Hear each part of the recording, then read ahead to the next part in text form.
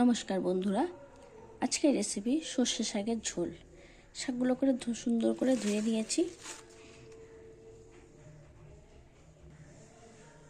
সর্ষে শাকের ঝোলের জন্য নিয়েছি দুটো পেঁয়াজ, দুটো কাঁচা লঙ্কা।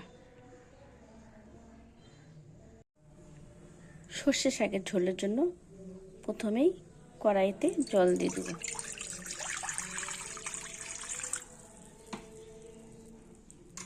তার সাথে দিয়ে দেব কুচনো পেঁয়াজ,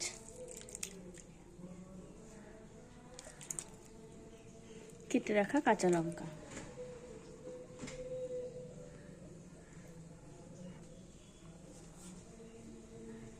আর দিয়ে দেবো স্বাদ মতো লবণ।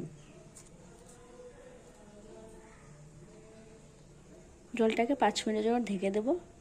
জলটা ফুটতে শুরু করবে, পেঁয়াজটা যখন সেদ্ধ হয়ে যাবে তখন আমরা সর্ষে শাকটা দিয়ে দেব।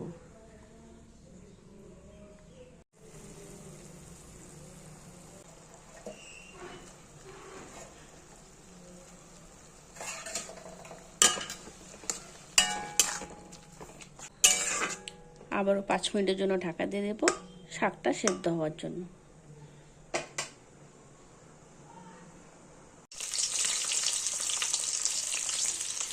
সর্ষে শাক পুরো সেদ্ধ হয়ে গেছে, এবার নামিয়ে সোমবার দেবো।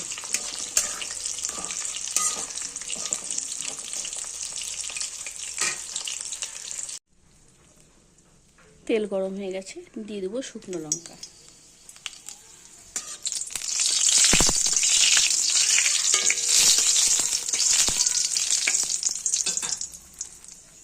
কালো জিরে।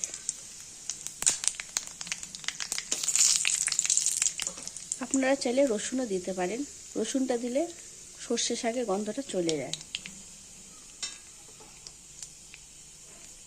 সেদ্ধ করা সর্ষে শাক,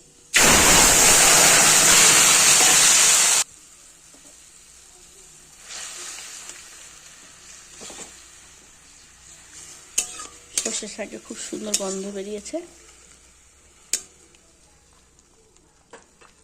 খুব সহজে খুব তাড়াতাড়ি সর্ষে শাকের ঝোল রেডি হয়ে গেল।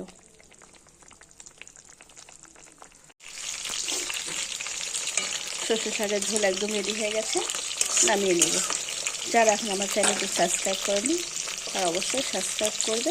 ভিডিওটি ভালো লাগলে লাইক কমেন্ট করবে। সর্ষে শাকের ঝোল নামিয়ে নিয়েছি।